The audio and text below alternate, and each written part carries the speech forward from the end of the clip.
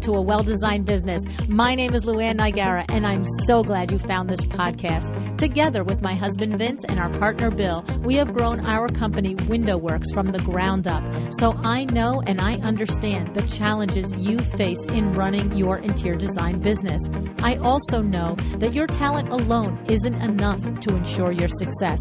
So on this podcast, we talk about strategies and practical steps to help you grow your business.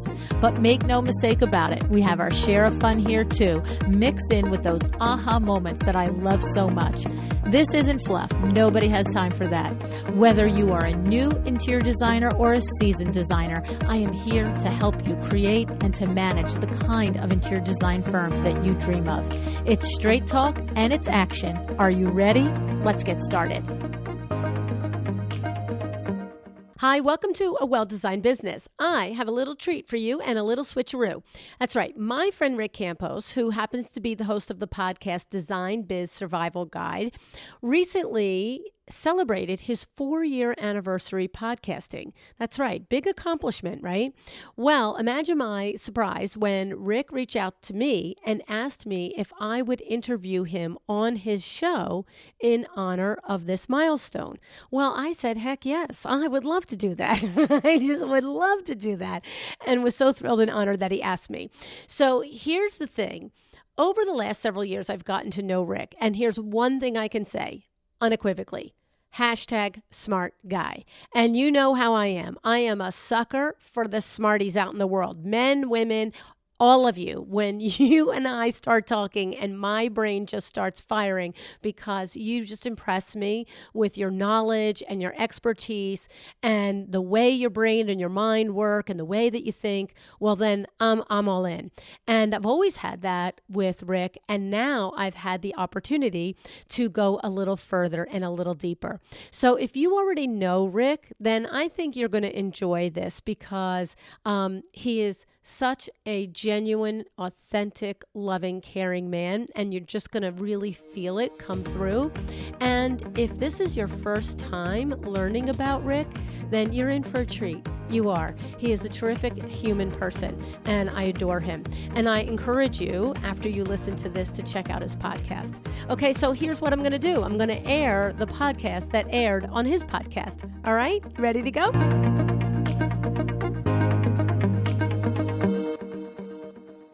Well, welcome everyone to the podcast, and a big warm welcome to Luann Nigara. How are you, Luann? I am really great, and I'm really excited to be here. I'm really excited to have your voice on my podcast. I've been listening to your voice for a very long time, but to have it on my podcast is very exciting. So as I mentioned in the intro, in honor of our 4-year anniversary, and my listeners are used to this, every year we kind of turn the tables and have someone basically do a podcast takeover. And so I really appreciate your willingness to come on the show and take over my podcast. It's truly an honor, and I'm an open book. Ask me anything. Let's do this. Well, I have to say, the honor is mine. I really do appreciate, and I'm genuinely touched and literally thrilled that you asked me to do this with you and for you, Rick. So I am excited to be here. I'm excited to learn more about you because we've been getting to know each other over the years, right? It's like probably, I guess, at least since 2019. I remember the first time I met you in 2019. Do you remember that? Yeah, we were at High Point. Yes. What's so funny is I remember I had to look you up afterwards, and I say that because I was on stage. I had done a presentation at the theater, and there was a long line of people waiting to have me sign the book because my second book had just come out. And you came up, and I swear to God, you know when somebody talks so fast that like a couple of minutes later, your brain is trying to put the words together what they said, right? You know, you ever have that feeling? And you came up to me, and you just like, there was like 5,000 words that came out of your mouth. And I'm like, oh, and you know, and this and that. And I was like, and you were just like, and you're like, and you know what? I know you're busy, so I'm just going to keep going through the line. And I was like, what the heck just happened right there, right? And you were just so sweet and so dear. And literally, as you walked away and the next person's talking to me, I'm thinking, He said he has a podcast. He's doing a pod. Like, I was like trying to put it all together. So then I had to look you up afterwards and figure it out. You were I totally hysterical. distracted you. Listen, I had a lot to say in a very short period of time. I had been waiting to get your attention, so I just went for it. Yes, it was fun. It was fun and it was sweet. So today you are celebrating 4 years of podcasting. And if anybody knows what you've been through the last 4 years, it's me with my hand up over here. I know that everything that goes into it, and we both know how many podcasts have entered the space. I'm doing it 6.5 years now. You're doing it 4 years, and we both know how many podcasts have entered the interior design space over this time, and how many have what they call pod faded. Right, Rick? Like they do 10 or 20 Yeah. episodes, and then they're like, "Whoa, see you later, bye." Right? Yeah, which is too bad because some of them are pretty good, and I Mm-hmm. wish that they would come back. Yep. But the thing is, it's like anything else. It's not as easy as you think it is, right? It's not as easy as just like, let me just turn on the recorder and start doing this, right? That's for sure. I mean, if there's one thing I learned, it was a lot more complicated than I ever really imagined. And I don't mean that in a bad way. There's just a lot of things that you have to take into consideration to really kind of produce quality content, from just intentional messaging down to the technical stuff you know, uploading to iTunes and having online interviews and recording and you know the routine. Exactly right.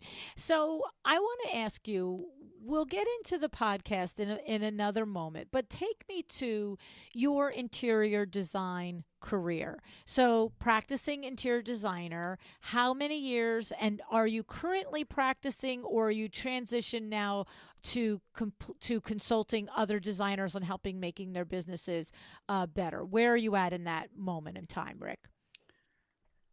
Yeah, so to clarify, I am no longer designing. Mm-hmm. When I kind of transitioned more into what I'm doing now into the current platform, especially when I rolled out the consulting services, I made a commitment to no longer design because I didn't want to be in competition, with my clients. And I hate that Mm. word competition, but it's the best way to describe my intention. Um, but I did start interior design in 2007. I graduated from Interior Designers Institute in 2007. So design is a second career for me. I went to design school, got a formal education, launched my own business in 2007, and ran my own business for a few years. That was right around the time when the recession was happening and Mm. things weren't great, but I still learned a lot and I had some great clients and I was able to do some great work. In that process, while I was networking and meeting people as I love to do, I connected with a wonderful designer whose office was literally like 6 doors down from my studio down in Newport. And we had never crossed paths before, but we were connected by another colleague of ours.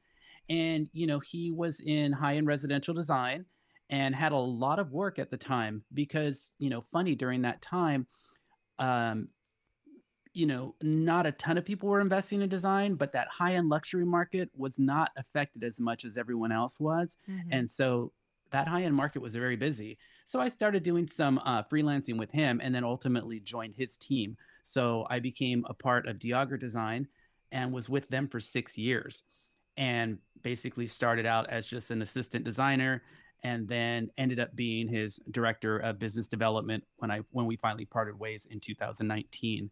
And the Wow. whole reason that I left that firm was to really kind of focus on the podcast and grow the platform. I knew that I wanted to start doing consulting, and I obviously couldn't design and consult at the same time, especially under someone else's roof.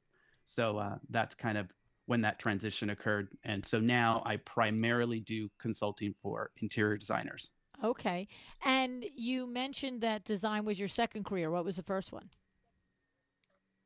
Oh, before that, I spent a little bit of time in the automotive industry. And then I also spent some time working with my family's business, which launched back in 1992. So my husband, his brothers, they are all in the water treatment industry. And his brother had launched a business in 92, which has come a very long way. But I spent a little bit of time helping them out, kind of get the business off the ground. And that's really kind of where I got this kind of entrepreneurial ping from was really watching his brother make that happen. It was pretty inspiring. Oh, that's interesting. So this is your husband John's brother. Correct. Yes. Nice, nice. And I happen to know, I think I saw it on Instagram recently, and then we talked about it as well, that you and John have celebrated 30 years together, right? 30 years. Isn't that crazy? That is crazy. It is crazy. It is crazy, number one, because to me, you look like you're about 35 years old. That's the first reason that it's crazy. That was the shocking part of it. But I just want to just say to you that adds a whole level. I already know and respect you, and that adds a level of respect in my mind. That's like, it's a tremendous amount of work to keep a relationship going for 30 years, and you don't do it by accident. And so I want to congratulate you on that, because I do think it's an accomplishment. Thanks. I appreciate that. And, you definitely learn a few things about yourself and people over the course of 30 years. And so, being in a relationship that long, maintaining a relationship, I've learned a lot. And, I apply a lot of that in day-to-day life. And even when interacting with, designers on a consultant and a business level, Mm-hmm. it's amazing how many life lessons kind of trickle into the mix of business as well. It's so funny because on my show, I say a lot how one of my core beliefs and things that I live by is, do I want to be right or get what I want? And I apply it to right, and I apply it to business all day long. But I learned it through being married to Vinny for all these years, and we're married. Oh my goodness, you're gonna make me think about it now. I think it's gonna be 37 years this year. Wow. But the same as you, I met Vinny when I was 21 years old. So it sounds like you probably met John about the same time, and Same time. Yep. yes, and the same thing is that. And I want to tell you, what's interesting is you just mentioned how much you've learned by being in a relationship for those many years, and how you apply it to your relationships and your collaborations with clients, and probably when you were designing your consumer clients and so forth. But you know what, my little hindsight, just sitting almost 10 years ahead of you on this, is like, I'm going to be 60, so I'm 9 years older than you, right? Is that Yep. I thought through, let's call it my 51st year, like yours, that we had been through a lot and learned a lot and had a lot of good lessons, and we did. But what's interesting is, even the last 5 years, it's almost like dog years in the results of the lessons. And what I mean by dog years is 1 year feels like 7. So it's almost like Yeah. the results of all of that work and understanding each other and learning to compromise and learning, like, okay, do you really need to argue about that till 2 o'clock in the morning, Lou? Does it really matter? Right? It's like all of a sudden, right? Vin and I are at this place for, I would say, about 5 to 8 years, where we can both be with our back up and then just say, okay, you know what? We're madly in love. What are we doing this for? And so I think you Right. have that to look forward to if you haven't started to have that. It's like another level of settling in. It's one more level of letting the air out and just being totally in sync.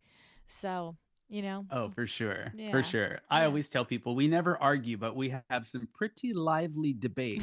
But, we don't argue, and we don't sweat the small stuff anymore. Right. And like you said, time, the older you get, the faster time flies. Yeah. We just don't have time for any of that nonsense anymore. We have so much exciting stuff in store for us that we have no room for distraction. Yes. None yes. whatsoever. And it's sort of like you just have this total faith and confidence and love that you're going to get through it. So does it have to be painful? Can we just get right to let's start to work on the solution part of this debate? You know what I'm saying? Right. So For sure. I want to talk about a support system. And I think that's something that I said in the Instagram post, is talk about support system. Like, when I think back, all the crazy things that I've done, every time I've wanted to try something new in my career, or even when I was, working in the automotive industry, I thought I was going to work there for the rest of my life. I quite liked it.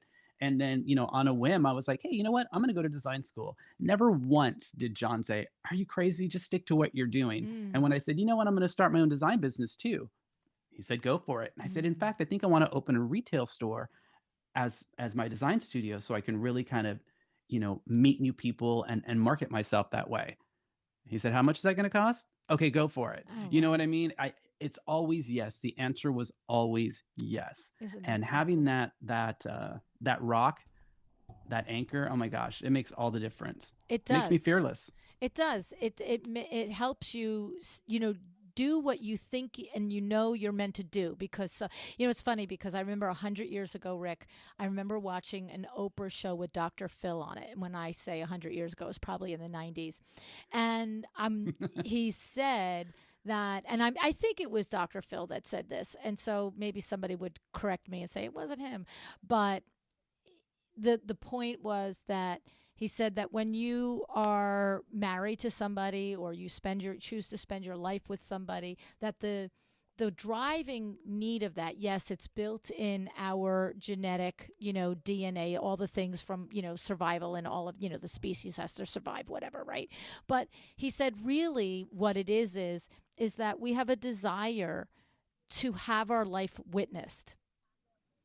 And that's Yeah. what two partners do for each other. They witness their life. And so not everything makes the front page, right? Not everything that you do, everybody knows about. But the person who you spend your life with that loves you witnesses your accomplishments and also your defeats and your challenges. And when that person is there to witness you, but also that type of support that John gives you, and I also thankfully enjoy from Vinny, it's a very special thing, right? Oh yeah. Oh yeah. It's yeah, I love it. I for love it. sure. I'm so glad that you have it. I'm so glad to know that you have that. That's awesome. Okay, so let's talk about the podcast. Now, one of the things that was interesting, because one of the questions that I had prepared, I was going to say to you, did you start the podcast and then from the podcast you got requests to consult and have people teach you how to run their businesses better? But it sounded like that you had a desire to share that expertise and that knowledge, and you started the podcast in order to market this new angle in your business. Is that correct? Am I understanding that properly?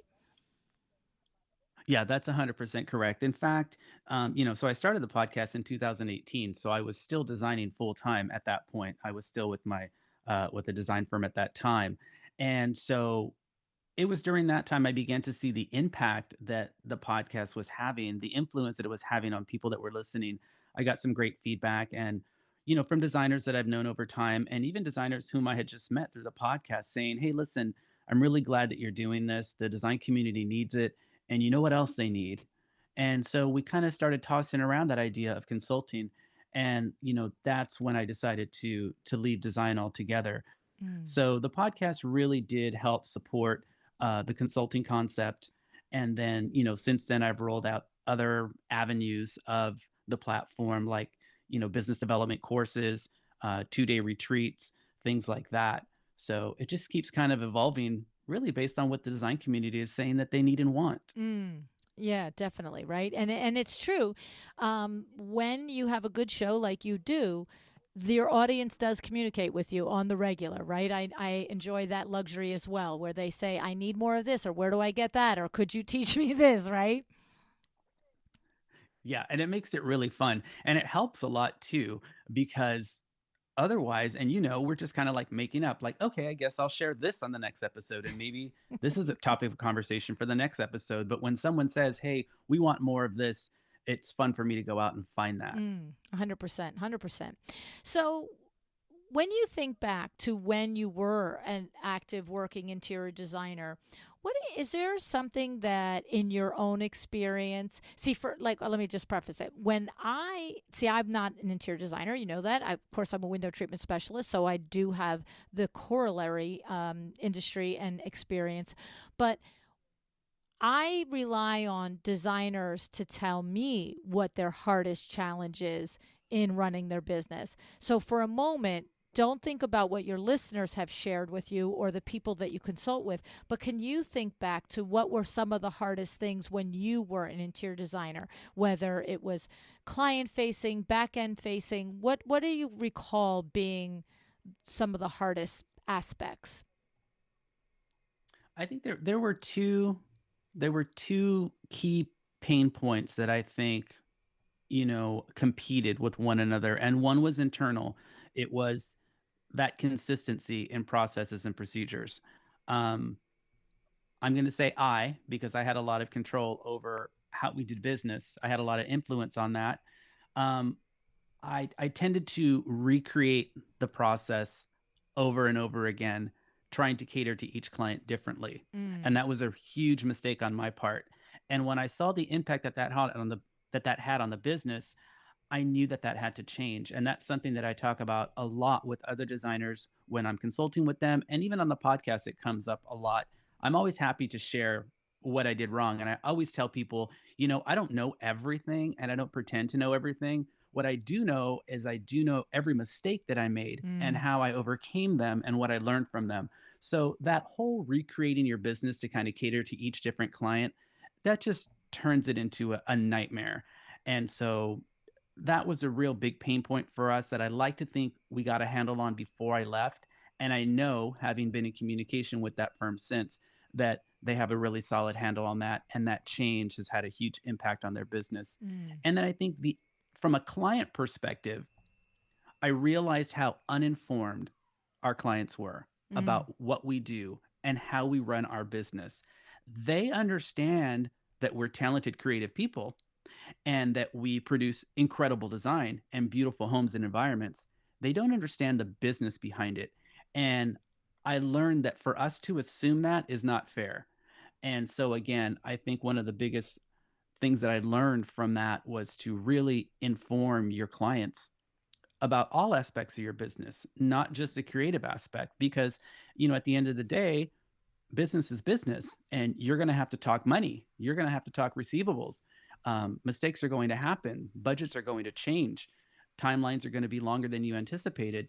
And so you have to be prepared to have those conversations. And you can't assume that, your clients understand how your business works. You kind of have to explain it to them a little bit, not all of it, but just enough to keep them informed so that the process seems, you know, it stays on a business level. Mm.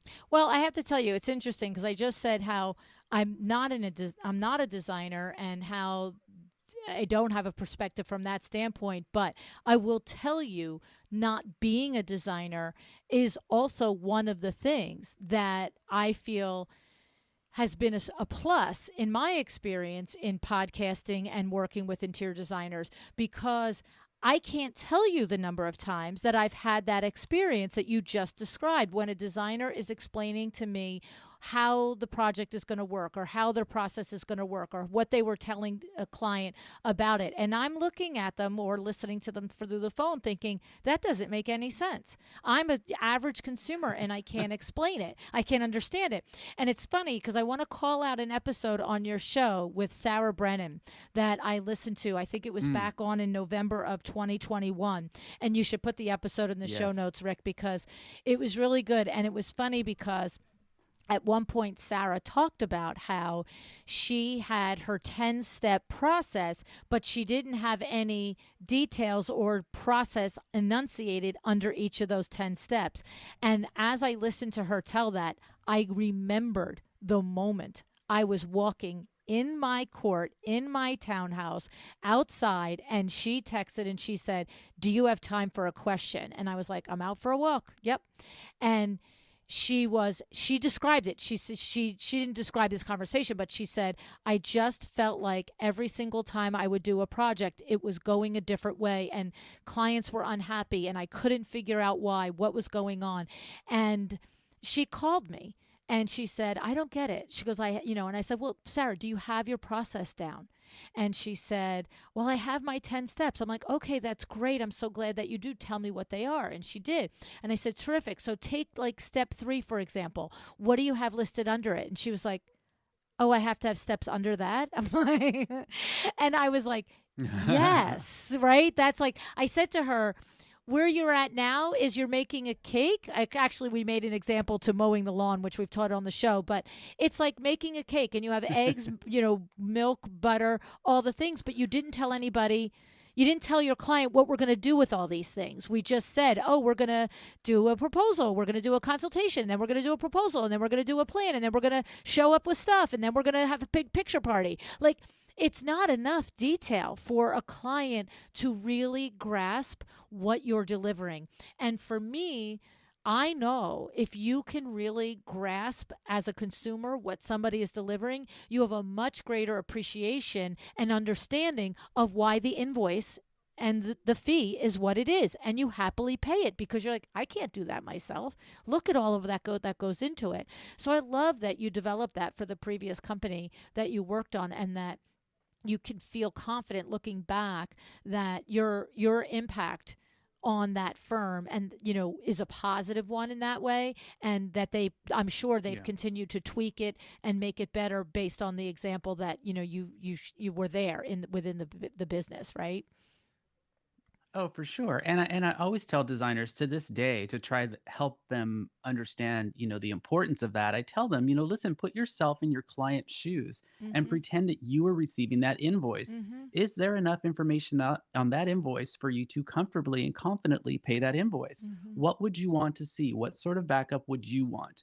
Because, let's face it, design is a luxury commodity, and even a very small job is in the tens of thousands of dollars. And the big jobs are in the hundreds of thousands of dollars. If I'm spending that much money, I want to know what I'm paying for. I need a little bit of detail. You know what Mhm. I mean? Mhm. And so it's just a matter of turning the tables and just, asking yourself, what would I want to see to Mhm. make me comfortable and confident about accepting this invoice and paying it and moving forward? And then just apply that. Mhm.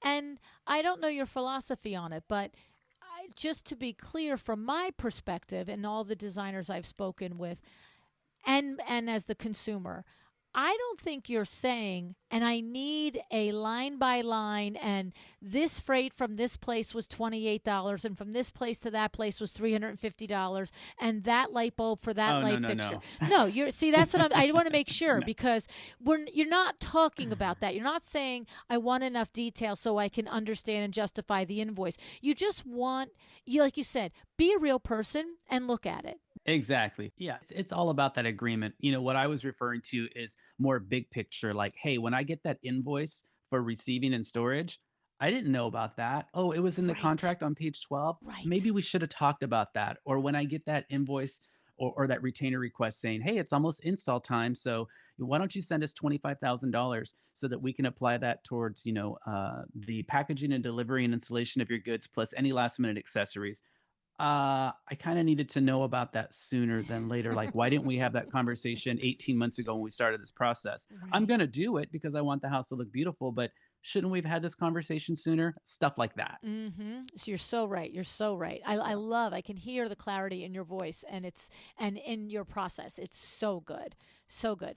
Okay. So Well, because it's now, stuff like that that yeah, makes them not trust us. It's stuff like that right, that makes consumers not trust designers. You know what right. I mean? So the more you tell them up front, and the more work you put into establishing that trust and then maintaining it and cultivating it, the way better off the process is going to be. 100%. So now tell me what your superpower was as an interior designer. What was something you just told us, two lessons that you learned and you overcame, which is good on you. But tell me what was something that when you look back and thought, this is where I really shined, and this is, and of course I can hear that once you understood the value of process and system, that you shined there. It's clear in the way you talk. I listen, I've interviewed 800 designers. I know the ones that don't have any idea what they're talking about, and you definitely do. um, so, tell me though, what was something that you stepped right into? It was fun for you. You were good at it. It felt great. Your heart was singing, or maybe it was just something that you really enjoyed doing, even if it wasn't so easy and fun to do from the beginning. What my superpower was connecting with the clients and really being an extension of our principal designer. So when I came on board at Diager Design, our principal, Errol Diager, who's a wonderful man, big personality, really big on client interaction, um, and he really needed someone to be an extension of him because there's only so many hours in the day. And we always did high end luxury design. So that level of trust, that trust factor was like times 10. Mm. The clients, they really needed to feel that there needed to be some trust there. And so they needed an extension. We needed an extension of Arrow to really kind of help keep the clients at bay. Mm. And I think my superpower, and I think that, anyone that worked with me would agree, that really kind of keeping all the clients calm and cool and informed, and even in a crisis, there was really nothing that shook me or rattled me too much on the surface. Now, I'm not saying that I didn't come home and drink a bottle of wine or cry myself to sleep. Sure, that happens to all of us. But I was pretty cool, in a crisis, and, things happen. And, I like to think that I was pretty good at helping our clients understand that, I realize this is your dream home, but we're not curing cancer here. No one's going to die. There's a solution to everything, and it may not be immediate, but we're going to take care of it. Just so that that experience for the client always ended on a positive note. I mean, there's going to be trials and tribulations along the way. That's just par for the course. But, I really focused on really just kind of staying in communication with that client and letting them know that they had an additional point of contact, and that, we were here to take care of them no matter what. Well, I'm going to tell you what, 9 billion designers just went, I need one of those in my business, right? I mean, how valuable. You do. Yes, how valuable for you to be that person in this business, because look, we all know we're not curing cancer, but sometimes when you say that to a client, if you don't have the right demeanor and you don't have the right communication style, it can come off as you don't care about the tens of thousands of dollars that they spend. And that's not anyone really's point when they say something like that. So it takes an adept touch to be able to take a situation, deflate it, make people feel seen and heard, but then also get them sort of off the ledge and realizing that it's lamps and carpet and not curing cancer. That's not easy to do, right? Yeah, it's so true. And you're right. Everybody does need one of those people, because, you can't do it all. But that role is not for the faint of heart. You really have to have, like you say, that demeanor about you, and you have to really kind of understand how to communicate well, because, it is a huge investment. And I don't know. It's funny, I don't come from money. I mean, the people that we dealt with were just, I always say they were normal people with an extraordinary amount of wealth. And it makes them complicated, and it makes them not very relatable. So it's a balancing act, to kind of be respectful of them and what they may be experiencing, personally and financially, on this design project, and still be able to kind of console them or assure them that they're being taken care of, because that's part of the service of design. That's such an insightful line there, Rick. Normal people with an extraordinary amount of wealth. For you to put it in that way, I think it serves all of us to remember that, yes, they look outside, seem different, have different things, but at the core, they're just normal people that have money, right? Yeah, we had a strict no celebrity policy, which served us very well. And so as a result, we really just worked with, like I said, just really ordinary people that happened to be very, very wealthy. And they were such amazing people, and they were so interesting to get to know, and to learn about, how they did it naturally. When you're around those people, you want to know, like, how did you do it? And, the stories are very interesting. And it was a real treat for the most part, to interact with clients at that level. And, I learned a few things. I learned a few Mm. things about myself. I learned some Mm. things about money, and all kinds of fun stuff. The lessons just keep coming. I That's tell awesome. you. That's awesome.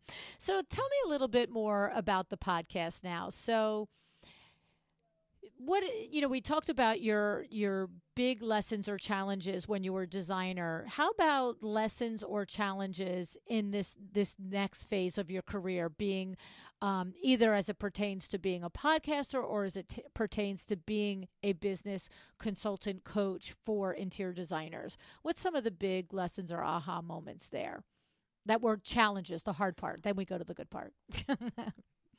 Yeah. Well, I mean, I definitely think, I was caught off guard at how much continued or additional, not even additional, but new education I have to invest in to be the best that I can be. Mm. I had to learn about this whole podcasting thing. It's not as easy as it may look and sound, and it can be a little bit complicated. And I'm a bit of a control enthusiast, so I don't farm it out. I do most of it myself. And so I had to learn, quite a bit about that.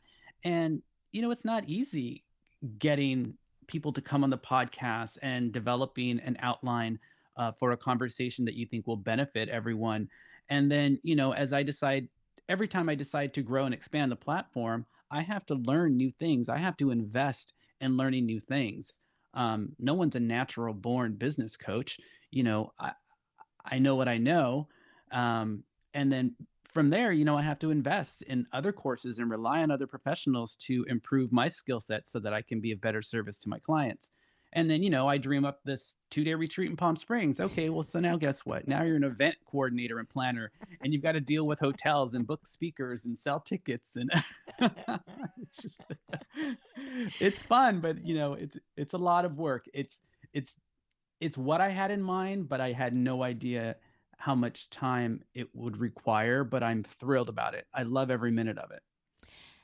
Did you start the podcast intending that it would be a business, or did it develop into a business and then that's when you said, oh, if I keep investing in myself and my skills and these things, I can turn it into a business? Was it an intention or an awareness? I started the podcast not with the intention of making money. When I started the podcast, I really just wanted and needed an outlet to connect with other people and share information. At that time, I was kind of having that legacy conversation with myself. And now that we've conveniently disclosed my age, it was about the right time, to start having that conversation with yourself. And so that's really why I started the podcast. And then it wasn't until later that I realized, oh, a podcast can be monetized and it can actually generate revenue. And, it falls into more of an influencer business model category, which can be broader and broader and allow for more opportunities for income. So I kind of learned about it as I went, but I definitely didn't jump in saying, I'm going to start a podcast for a living and that's how I'm going to pay my mortgage. It's just not realistic, at least not for me. I'm no Dax Shepard. I'm Rick Campos here. So Okay. Well, I'm neither of you, but that was my intention, and so it doesn't matter because you got to it anyway, right? And so then, what was the reason for starting a podcast? I mean, I know the core reason. You just said you wanted to share your information and your expertise and the lessons that you learned, and I love that. You were thinking about your legacy. I've said the same thing on my show. It's like at one point I was like, is my obituary going to say she sold blinds? Like, is that what it's going to say? Like, that can't be what it says, right? So I get that, except I had that conversation with myself. I remember at 35 going, wait, is this what my obituary is going to say? So the thing is, I know that was what you wanted to do, but how did you come to decide on doing it through a podcast as opposed to writing a book or writing a blog or any other way you might have gotten the message and your information and your expertise out there?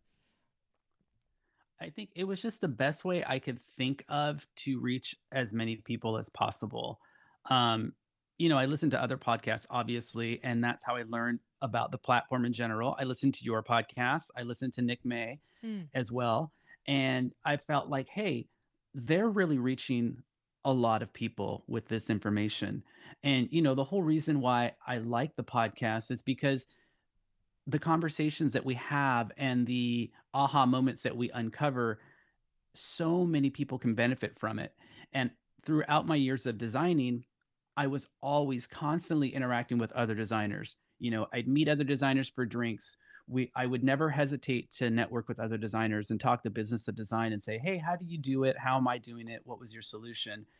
And I'd have these great conversations, and I would always wish that there was like 20 other people in the room that could have heard that conversation because it probably would have benefited their business also. And so I thought, what a great way to achieve that than with a podcast. Mm-hmm. I couldn't think of another way unless, there was an opportunity for me to stand in front of 500, designers and have a conversation in front of them, which just isn't practical. So Right. the podcast just seemed like the most practical way to kind of achieve that goal. So good, so good, and we're all the better for it because you decided to do it. It's you've done a tremendous job with it, and I love it, I love the questions that you ask. I have to say, and the way that you don't leave the obvious question hanging there, like "Hello, why didn't you ask that?" There's nothing more frustrating.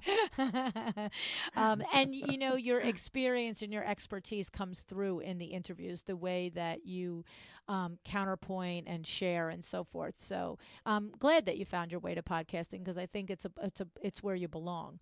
So good for you on that.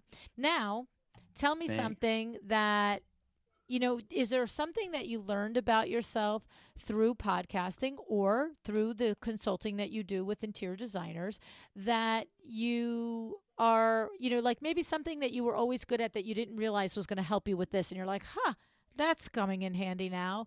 Or a particular joy or result or something like that. Something might surprise us or just something that maybe surprised you. Yeah, I learned a couple of things about myself, and I can say in all honesty, I definitely learned, I think the biggest and most important thing that I learned about myself by pursuing this platform is that I am enough in Mm. general. I'm enough. I'm smart enough. I know enough. I've been around long enough. I've invested enough. I've learned enough to do and talk about what I do for a living. Mm. And, as a young person, you doubt yourself for years until someone either shows you that or that is presented to you. And so I definitely am a completely different person now um, in this business than I ever was before. And I wish that I could have seen these things in myself sooner. And then also, I think, from an emotional kind of a standpoint, going back to when I said I spent a lot of time, holding clients' hands and taking care of them and making sure that they knew they were our priority and that everything was taken care of. That's a big responsibility. And I learned that that was not satisfying me. And I think that's important to share because, yes, I was good at it, but it was not fulfilling. Mm. And I always try to tell people, no matter what you're doing, no matter how invested you are, make sure that it's fulfilling for you. And if it's not, I'm not saying to run off and start a podcast for God's sake, but Mm. find a way to make a change in your life and in your business so that it is fulfilling. I feel like I'm far more of value to my clients now, whether it's a listener or a designer who I'm consulting with or someone that I interact with during a learning opportunity than I ever was when I was doing design, Wow. for sure. Wow. That's a pretty big statement. It's taken a long time to figure that out. And I'm glad I figured that out Mm-hmm. because, my role before was very exhausting. I put a lot of effort into it and I Mm-hmm. put a lot of hours into it. And I'm glad that it didn't take me 10 more years to realize that that's not truly what was fulfilling me and that I found this. Mm-hmm. Very, very fortunate. It's interesting. The people that are closest with me look at me now and say, OMG, you are in your lane all day long with this. This is what you're supposed to be doing. And it sounds like you're having the same experience with it. Yeah, for Yeah, sure. it's fun, For isn't it? sure. Well, and I think, yeah, the people that are close to me would probably all say, you've always been a great guy, but you're really in a good place. And I Yes. feel it. And I'll be the first to say, you know what? I am in a good place. I'm in a Yeah. great place. Yeah. That's so Yeah. good. So good. And you said something there. You said, first of all, I love I am enough right there. And it just reminds me of how you were teasing Sarah with all the things that you're going to put on caps and t-shirts. And that's what you need to put on your cap and your t-shirt and have your listeners be able to take advantage of. I am enough. That is such an empowering, amazing, positive statement. Love it. Love it. Love it so much.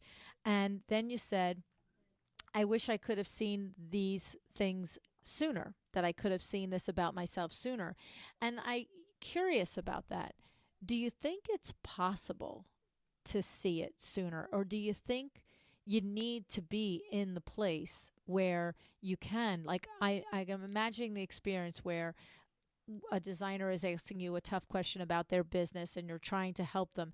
But do you think you need all the things that you went through in order to be able to do it? Do you think you could have seen it sooner, or would it have just been potential sooner anyway? Would you have just seen potential sooner? You know what I'm saying? Yeah, I know what you're saying. And I think, we could all ask ourselves that question, how do I know sooner? Mm-hmm. And for me personally, it comes down to, I wasn't asking myself the right questions. I talk to people all the time about your definition of success. And I say all the time that I was living someone else's definition of success, not my own. And so the moment that I asked myself what was truly important to me and what is my definition of success, what is fulfilling to me, as soon as I asked myself that question, it really kind of put me on the fast track. Um, and when you're in a support role like I was, and a lot of people are, you do spend a lot of time, going above and beyond for others, and you can get caught up in um, living someone else's definition of success and losing track of your own. So my response to that is, to anyone wondering, if you're in that place, just ask yourself what's important to you. Define your own definition of success, and that will definitely put you on the right track. It worked for me. Mm.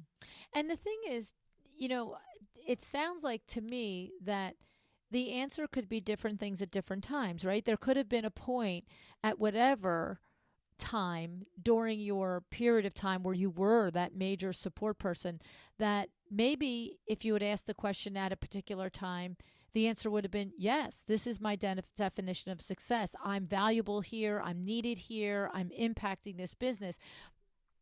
But then you get to a point where I guess what it is we say all the time, we check in on our yearly business goals, right? Every year. Oh, check in on your goals. Did you do what you said you were going to do? Did you reach the revenue? Did you reach the amount of vacation time you needed? Whatever you set for your goals, did you reach them? And reframe your goals for the next year. What are the new goals? Are they shifting? Are they shifting personal? Are they shifting business? Are you growing? Are you staying the same? Just getting more efficient, more profitable? And I think, right? Because you could ask yourself in 1, 2, 3, fourth year and say, no, this is my definition of a success. But all of a sudden, maybe fifth year, it's like, am I living their definition now? Right? It's almost like you got to check in because it is going to change. Do you agree? Totally. Okay. Yeah. And I think make sure that your definition of success includes yourself personally, because you're Mm-hmm. right. It's very easy to get caught up in the numbers. I mean, I'm not going to lie. I got caught up in the numbers. I Mm. got caught up in the game, and we were working on incredible projects. And, uh, I'm talking multi-million dollar Mm. projects, things that would blow your mind. Mm. It's very easy to get distracted by that as success. But what I Mm. wasn't asking myself is personally, am I sleeping well at night? Am I spending quality time with my family? Am I thinking about my future, and am I preparing myself for that? What that next step is going to be? What that next level is going to be? It's those deep questions that you have to ask about yourself, and you have to incorporate that into the numbers and all those factors. You know, Mm-hmm. because you Mm-hmm. can have it, you can meet all those numbers and check those boxes personally as well. Like I said, you don't have to run Mm-hmm. off and start a podcast to do that. You just have to be cognizant of them, and you have to include them into. Everybody thinks like I ran off and started a podcast for a living, and just because it's what I wanted to do. I'm like, guys, it was a lot bigger than that, you know Right. but you can. And I also never want designers to think, okay, so if the boxes aren't checked, am I in the wrong business? Do I need to start over? No, not necessarily. You can continue to run a very successful, amazing business and stay in the business of design, but just add on that list, add some boxes for yourself and make sure that they're checked. Mm. And if they're not, find a way. Find a So way. good. Yeah. So good. So good. S- Really, I'm really enjoying hearing your philosophies, your opinions, your experiences. It's the depth is there. It's so clear. So I have to say, Rick, my daughter has a podcast, Sass says, and she ends every podcast with a great line that I don't steal from her for my own podcast. Don't think I haven't thought about it though, but I'm going to steal it for your podcast. Is there Yeah. anything that I didn't ask you that you wished I would have asked you? Oh my gosh. I know. Well, I didn't really kind of set up a list of things like bullet points that I wanted to talk about, but I know, I mean, hey, you're the master at this, and I think you covered all the bases. And I like just answering questions about myself. I don't really have a lot of opportunity to do that. I'm usually the one asking the Mm-hmm. questions, and they're usually very pointed questions about the person whom I'm interviewing, trying to extract information from them. So very rarely are the tables turned. Mm. And I understand how important it is for the listeners to know a little bit more about me and who I am, and I'm trying to make that happen. So I appreciate you taking the time to ask me the questions that you did. And yeah, no, I really can't think of a whole lot more. I mean, I'm glad that you didn't go back to my childhood. I had a really good time in high school. We could have talked about that for another hour, but that's another podcast. I loved high school, and yeah, no, no, no. You did good, Luann. You did Thank you. good. Thank you. Thank you. I have to say, I really enjoyed it. I am honored that you asked me to do it. And I would say one last final thing to you. Maybe there isn't a question that I didn't ask that you wished I had, but is there a closing thing that you'd like to say to your listeners who have been on this 4-year journey with you, and maybe share a little bit about something that that you're thinking about, of where you're dreaming and scheming that you'd like to go with your listeners in the future? Yeah, for sure. For sure. I mean, speaking of dreaming and scheming, I mean, that's the beauty of being an entrepreneur and having your own business is you can dream and you can scheme and you have control over that. And so, I just encourage everyone to, you know, really maximize the what truly is a luxury of entrepreneurship. And you're investing a lot of time and effort and energy and emotion into running your own business, so make it the very best that you can for you. I know that it's all about service and it's all about the client, but it's also all about you. So I've learned a really lot over the years. And I just encourage everyone to just absorb every morsel of information and inspiration that you get out there, whether it's from my podcast or your podcast, Luann, or just conversations with other designers and entrepreneurs, and to put yourself first, because, this is your baby. So I'm really excited to be in this position, and I want to see everyone else enjoy that same level of excitement for sure. Mm. Well, we're so lucky to have you in the industry, and I'm so grateful to know you and to call you my friend. And I just want to, on behalf of all of your listeners, myself included, thank you for everything you bring to your show and the insightful way that you handle your interviews and your passion for the industry. It shows, and we're the better for it. So thank you, Rick. Oh my gosh, it is my absolute pleasure. And thank you so much. I never would have thought in, 2019 when I met you for the first time in High Point and spoke 100 words a minute that you would be actually interviewing me and we'd be having this conversation, and that we would become, friends. And I really value, um, you know, getting to know you, and the ability to pick up the phone and give you a call and ask you a question like, hey, will you interview me for my podcast? Right? And for you to be so kind and say yes, I really appreciate it. Mm. Well, the feeling is returned. Thank you. Thank you.